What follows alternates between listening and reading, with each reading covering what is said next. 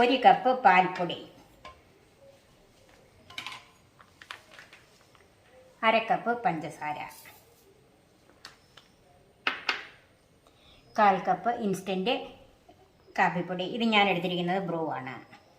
ഈ ജാറിലൊന്നും ഒട്ടും വെള്ളം കാണരുത്. ഡ്രൈ ആയിട്ടിരിക്കുന്ന ജാറിൽ വേണം ഇത് പൊടിച്ചെടുക്കാൻ.